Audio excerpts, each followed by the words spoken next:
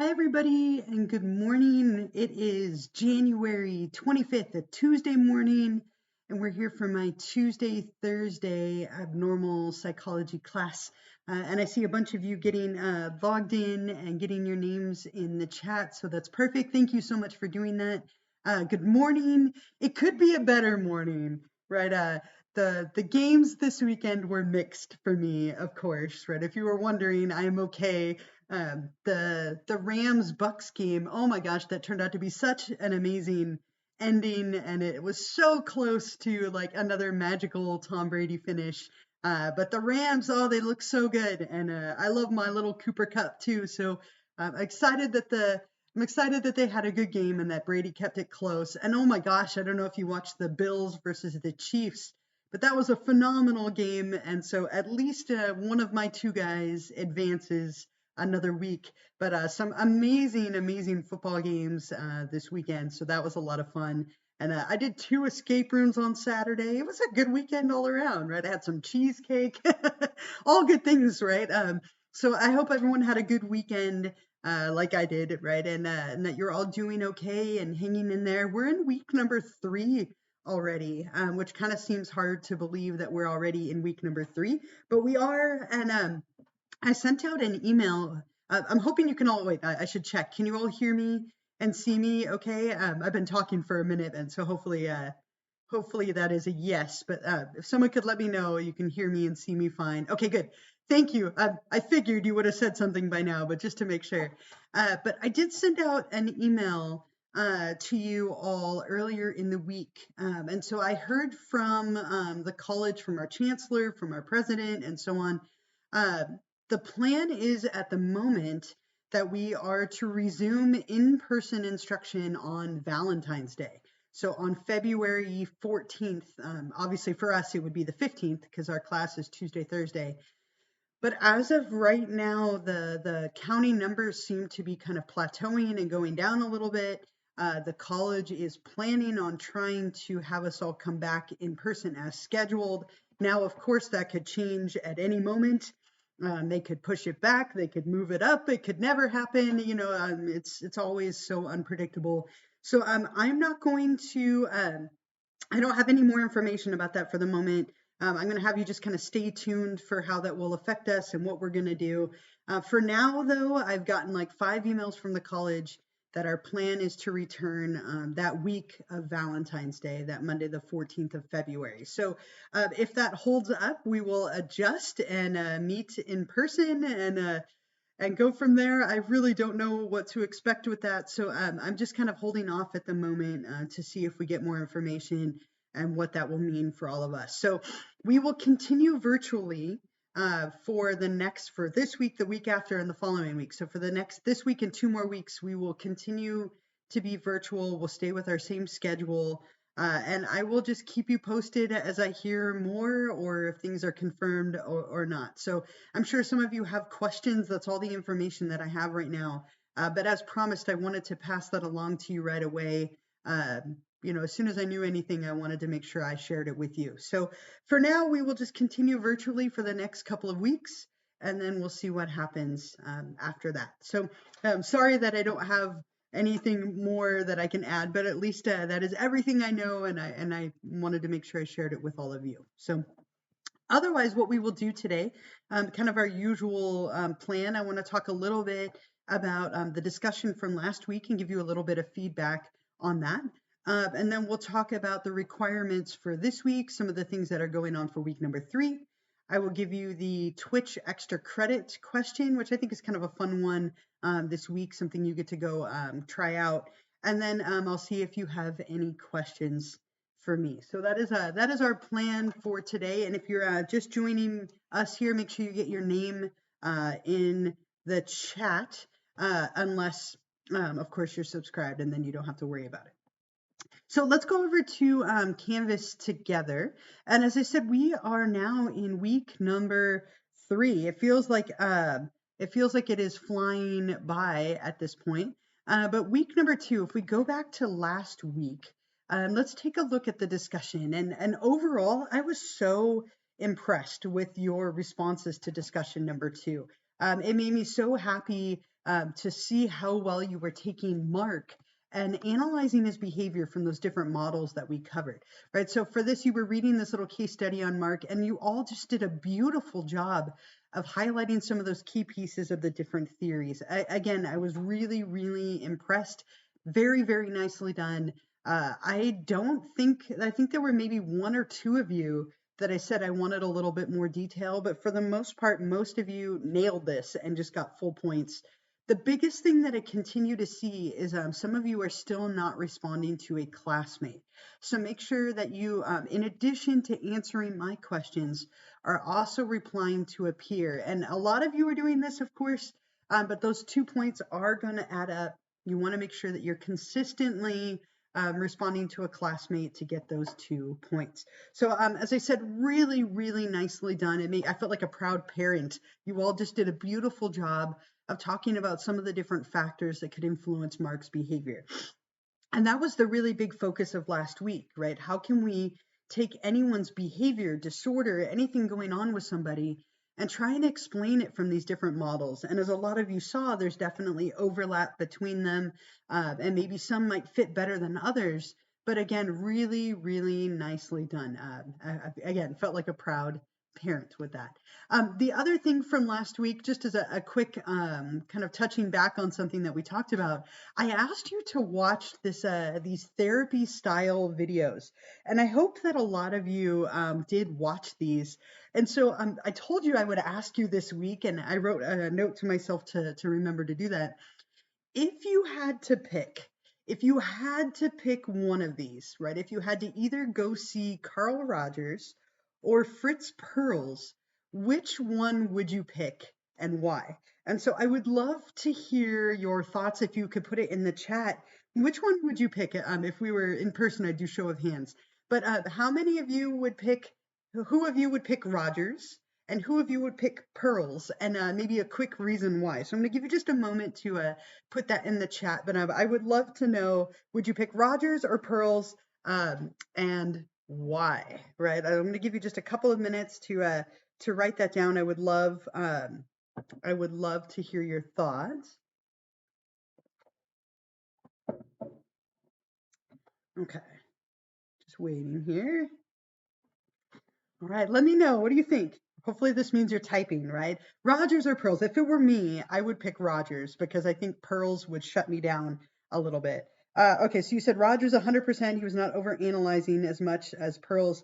Definitely, right? Fritz Pearls looks at every little thing Gloria does, right? And I feel like that would get overwhelming. Like, why did you smile even though you're anxious? Why did you touch like this part of your face? Why are you crossing your legs, right? I feel like I would be so nervous with his energy as opposed to Rogers, who's way more laid back. Carl Rogers, because it seemed to help more, made her more comfortable, right? I feel like she gets a little farther with Rogers than she does with him. Rogers, Pearls is too aggressive, someone needs to see a therapist, is obviously fragile, right? And I think he is very aggressive. Thank you for those of you who are chiming in, and it's not too late if you still want to add something. But Pearls is definitely a little more aggressive and assertive. I love that he's just sitting there smoking a cigarette, right? Like just such a different time. But there are a lot of different styles of therapy, and there are people who are more like Pearls, right? Why did you touch right here when you said that? Why are you smiling? And Rogers is also a very typical type of therapy where people are very non-directive, right? And I'm not going to tell you what to do. I'm not going to tell you the answer, but I'll help you get there. So really, really interesting. I hope you enjoyed watching these, and thank you for the three of you who gave me your thoughts. I love that. Thank you so much. But I hope you enjoyed watching these. There are a lot of other different styles of therapy. Someone said when Gloria was asked after the movie who she liked best, she said she liked Pearls. Isn't that interesting? She actually really felt like she got a long way with him. And I love that. That means you went and watched all the rest of it. That's pretty cool. Thank you so much, Laura, for doing that. But yes, she seemed to like his more aggressive, assertive style. She was a little bit annoyed with Rogers for not giving her more advice. Some people really want their therapist to be directive and give them that advice. That's why they're going, right? And so she seemed to appreciate that with Pearls. Rogers, because you feel like you'd be more comfortable in a calmer environment, for sure, right? I like with Rogers that you have more control. right? So for me, I would lean toward that. I'll take somebody who is genuine and empathetic and lets me guide it a little bit more over somebody who's a little more aggressive. But everybody has their preference. It might even just be that you have a preference for someone who's male or female or non-binary, right? Or you have a preference for someone who is religious versus not religious, or married or single, right? I mean, you might have a million preferences as to what makes you comfortable. And so those are things that are important to remember when you are maybe choosing a therapist or considering going to therapy. And I don't. There's a lot of stigmas around therapy, which we talked about in week number 1. But it can be something that is incredibly helpful for a lot of people. I grew up in a household where my parents were huge supporters of therapy, enough so that I got a master's in counseling and was going to be a therapist, right? I did 1,500 hours as a marriage and family therapist intern. And it's something that I think can be really helpful for everyone. I still go to therapy, and I have no embarrassment in sharing that with you because I think it's something that could be helpful for people. And I've gone my whole life. So just a kind of an interesting side note. And thank you again for those of you who shared your thoughts. So that was week number 2. And this week we move on to our last topic before we get to the disorders. So starting next week, the rest of the semester is all about the different mental illnesses and disorders. But this week we have one more topic before we get there. And that is the topic of assessment. And I think this is kind of a fun chapter, in my opinion. It's how do we look at somebody and assess what's going on with them so that we can diagnose them and figure out what disorder best fits their symptoms. And so there's a lot of different ways that we can diagnose somebody. There's a lot of different ways we can assess them. And that's what we're looking at in chapter 3. So for chapter 3, make sure you read the chapter in the book. And again, if it were me, I would probably start there. I'd start with the chapter and then move on. You have the PowerPoint slides right here. If you wanted to have those slides for you and have them available for your reference. You're going to want to watch the chapter 3 lecture video. And this one is just a link. So it's a Zoom video link that I recorded. And remember, with these lecture videos, you're probably going to want to take notes. The materials that I cover on here are me lecturing to you, like I will maybe do in a few weeks if we're back in person together. I'm not at all nervous about that. I don't know if any of you are nervous about that either. Like, I know we signed up for in-person classes, but I'm a little anxious about it. We'll see how it goes. This has become so comfortable, but we'll deal with that when we get there. But this is me lecturing to you. Definitely make sure you take notes and pay attention, as these materials will appear on the exam. The other thing that you have for this week, like every week, is you do have a discussion. So for discussion number 3, let's open that and take a look together. As always, you have your instructions up here at the top. So make sure that you watch the brief introductions video that I made for you. Make sure that you answer all of the questions that I have right here for you in the prompt below. Be detailed in your responses. Give me lots of information. Show off your knowledge and comprehension of the materials. Then also, don't forget, as I reminded you for last week, don't forget to read through a minimum of 5 of your classmates' responses and reply to one of them. So make sure that you're not only doing the 13 possible points for answering my questions, but also 2 points for responding to a classmate. So your topic for this week, I wanted to give you a very different perspective on mental illness. Right. So first question that you're going to answer is I'm going to have you list as many slang terms and phrases used to describe people with mental illness as you can come up with. So for example, you might say someone is crazy or mad as a hatter or insane, right? There's a ton of these, and you're welcome to Google it if you want and find some ideas online. There's some really great phrases and terms. These are often a little bit insensitive, but we tend to use a lot of slang when we're describing someone who is struggling with mental illness. So that's the first part. And then the second part of this is you're going to be reading an excerpt from a very kind of controversial and famous book called The Myth of Mental Illness by psychiatrist Thomas Szasz.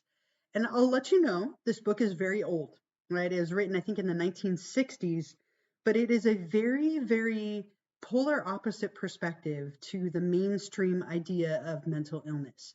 And I think it's important to think critically about some of these things that we're covering and to get that other perspective. And there are a lot of people who still believe this to be true.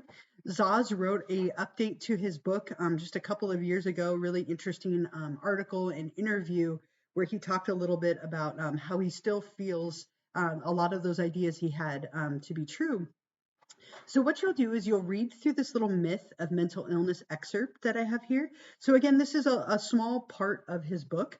I did read it to you. If you would like to listen to it instead, I posted it on YouTube so that you could watch it from anywhere. It's just me reading this. So it's a short part of this, and then at the bottom are the references. So I'm going to have you read through this. It kind of highlights his main ideas.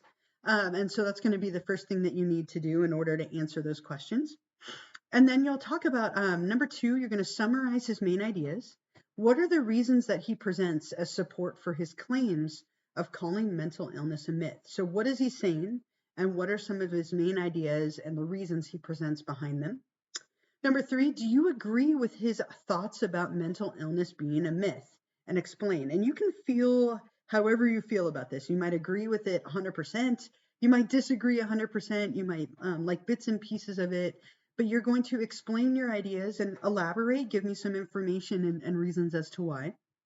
And then number 4, do you think that diagnoses stigmatize people? In other words, in what ways does a diagnosis potentially help or hinder a person? And diagnoses are mixed, right? When you give someone a diagnosis, you're giving them a label. How could that be helpful? How could it be harmful? And do you think diagnoses diagnosis can stigmatize people? So I look forward to reading your thoughts and opinions. No pressure to agree or disagree with him. I just want to hear your thoughts and opinions. And again, this is a very radical stance. And so I just think it is important to see the opposite side, which you're getting to do here with this excerpt in this article. Let's see. The other things that you have for this week, you do have a Twitch extra credit question that I'll give you in a moment. And when we're done today, just like always, I will post a recording of this live stream. So I'll post it on here when we're done within a couple of hours as I download it and upload it. So you can watch this later if you aren't with me live or if maybe you cut out for some reason. I have a few reminders for you, and then I want to talk a little bit about the extra credit. But are there any questions at all? Any questions, thoughts, comments, anything related to last week or this week, the class, us going back in person, right? Football, anything at all, or any thoughts, comments, questions at all for me before we keep going?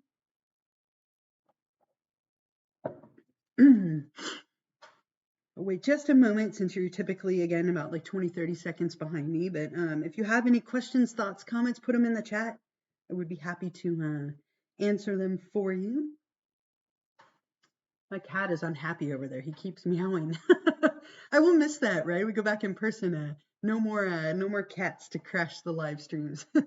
But I'm not seeing anything so far. If you think of any questions or thoughts, of course, put them in the chat. So a few reminders while I'm waiting to see if there's anything else. As always, I will remind you of this. Don't forget to double check your subscription status. If you haven't done it yet, you can still do that. And thank you for those of you who have. It saves me so much time, so thank you so much. As we get into next week, some of you might see that your subscription has fallen off and you have to go back and renew it for a month, which is way easier than the initial process. But just double check it, as always. The other thing, our next Twitch live stream will be on Tuesday next week. So next Tuesday, like we have been doing, we will stick with that same day and time. So that will be Tuesday, oh my gosh, February 1st, Tuesday 2/1 at 8:30 a.m. Just like this week. So our next Twitch live stream will be Tuesday the 1st next week at 8:30 in the morning. Someone asked if I don't have a way to get to the school in person, could I still do the class online? So if we go in person, everything will be in person. So I don't really know yet what that's going to look like or when it's going to happen. But since this was an in-person class with a specific time, that's going to be what happens if we do go back in person. It will become an in-person course. So there won't be, it won't be an online class anymore. I might still keep some online components to it. I haven't decided how I want that to look yet. Again, I'm still kind of thinking about it. For me, it depends. If we go back that week of February 14th, we might be able to just transition 100% online. If it keeps going beyond that, I mean, it's complicated, of course. So for now, I want to say no. That's going to make it really tricky. But again, I'm still kind of waiting to see what our timing will be. And then maybe we can have a discussion as a class about, how we feel about keeping some components virtual. I'm thinking about a few different things in my head as far as when we meet and how much we meet and exams and so on. So I guess just stay tuned for now. Let's see what happens, and we will go from there. We got to be flexible, right? That's all. That's all we can do with this year and last year is try and be as flexible as we can be. So the other thing that I want to talk about is the extra credits question. So the Twitch extra credit question for this week, and this will take me to, I have a couple things to say about this. One of the things that I talked about in the lecture video for this week is something called the Myers-Briggs Typology Indicator, the MBTI, or the shortened version of it is sometimes called the CSI, the Cognitive Style Inventory. And I'm going to show you where you can do this. And I also covered this in the lecture video. But the extra credit question for this week is going to be, what is your 4-letter type on the Myers-Briggs or the CSI? And again, they're very similar. What is your 4-letter type? So all you need to do is give me the 4 different letters that you end up with. So I went over this in the lecture video that you'll watch, that Zoom link that I gave you. And so you'll end up with a 4-letter type, but I also want to show you one other resource. So I'm going to bring this up here for you on my screen. If you go to personalitypathways.com, let me put that here in the chat, just so that you do have it on here. Personality, oh wow, I cannot spell pathways.com. Okay, so I'm going to put that into the chat here, personalitypathways.com. You can take another version of this test. So this is a kind of an offshoot of the Myers-Briggs Typology Indicator. It's 16 different combinations of 4-letter types. So you're going to get either an E or an I, a J or a P, an S or an N or a T or F. It's going to give you 4 different letters. And so what you can do is you can take the quiz on here. There's a little personality test. So there's a million ads on here. But you can take the personality type test where you answer a bunch of questions and it gives you your 4-letter type. Or in the lecture video, what I did is I showed a couple of slides where you choose one or the other, and it's a little bit faster version of it. You could also do both. Maybe you've taken this test before. I've taken this test many, many times in the past. It tends to be a pretty good test of personality. So you can go with the one that I gave you in the lecture, or you could come onto here and take the test for free. On here, you take it and just answer all the questions, and it will give you your type. You can also find out on here what your different types mean. Really fun. And once you get your answer, you can explore the different types on here, see how well it fits you, how you feel about it, and so on. I think kind of a fun thing to do. So either on the website or in the video, find your 4-letter type. And when you're ready to answer that extra credit question, what is your 4-letter type on the MBTI or CSI? We're in week number 3, so you'll go to Twitch extra credit number 3 and click on it. And then up here at the top, you'll click on Start Assignment. And then you can write your 4-letter type down here. So you'll type your response in the box. Scroll down, hit submit assignment, and then you'll get that little confetti burst as always, and hopefully 2 points of extra credit. Remember that you can answer this early in the week. There isn't a wrong answer as long as you answer the correct question on here. A few of you answered the wrong question last week, so just make sure you're always watching the right stream and recording. And remember that I will always post the recording when we are done, so it'll always be right here on our site to help you make sure that you get the right one. The test is pretty accurate. Yes, it is actually a pretty decent indicator of personality. Now, it's a little oversimplified. That's definitely one of the criticisms of it, but it is something that a lot of college and career centers tend to use to help people with career and major choices. So, no, it's definitely not perfect, but it does have pretty decent psychometrics, and it's something that's been around and been used for a long time. If you think about your answers in a very general, broad sense, people tend to be pretty consistent with the Myers-Briggs typology indicator. Your four-letter type tends to remain pretty stable over time. I am an ISFJ, I think it is. I always forget the last part, but I usually have at least one that I'm like right on the cusp, right? I tend to think of myself as an extrovert, but I'm more of an introvert. And so I'm kind of like right on the line between those two. So you can always look up, if you're torn on one, you can always look up both and see which one fits better. But yes, it is a fairly decent test of personality. So those are the big things for this week. Read chapter 3 in the textbook, watch the lecture video, complete discussion number 3. And remember, I did read the article to you if you would like. And then the Twitch extra credit question, if you want to do that, it's completely optional. You can do it from the lecture video, or you can also go to the website and take a look at that as well. Should it be used in the workforce? Can't it be considered ableist? So it's not so much that it's used in the workforce as much as the different personality types tend to be correlated with different majors and different jobs. So I'm not sure that I would say it's so much ableist and in the workforce as like, so people who tend to be more of a certain four-letter type tend to choose certain paths. And so it's just correlation based. It doesn't mean that it's perfect or guaranteed, but there are strong correlations between different 16 personality factors and different like majors and jobs and so on. So it's kind of a nice rough guideline, but it is a little bit oversimplified for sure. Remember to do the extra credit if you want to. And then again, the recording of our live stream will be posted. Our next live stream will be next Tuesday morning at 8:30. And then I just want to point out next week, the first part of our diagnosis paper is due. It's very brief. It's only worth 10 points. And I'll talk about it next week. But just start thinking this week. Start thinking about what TV show or movie character you might like to spend some time with this semester diagnosing. So make sure that you're thinking about that a little bit. And so I will talk about that next week, but start thinking about a TV or movie character that you would like to spend some time writing about and diagnosing over the course of the semester. And you can always change it later, but obviously the more times you change it, the more work it makes for you. So try and come up with something. Next week, I'll talk about that first part of the paper. Next week, we'll move on to anxiety disorders. But for now, focus on week number 3. So are there any other questions or comments at all? I'm going to put this in the chat.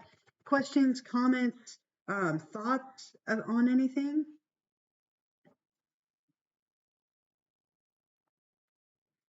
All right, I'll wait just a moment or two. So I have about 9-10 minutes or so that I'm going to hang out. If you do have any questions or thoughts or comments, I am here. Otherwise, we are officially done with our time. If you don't have any questions, you're welcome to log off. I hope you have a wonderful week. I hope we have some more good games of football this weekend. And take care of yourselves. Hang in there. And again, stay tuned. As soon as I find out more information, I promise to pass it along. So I'm going to minimize my video, but I will hang out for the next like 10 minutes or so if you think of any questions about anything related to our course. But again, have a wonderful week. Thank you all for joining me online. If you haven't put your name in the chat, please make sure to do that unless you're subscribed. And again, always double check that status. And if you can figure that out, that would be fantastic. So have a wonderful week. Enjoy the content for this week, and I will see you all next Tuesday morning.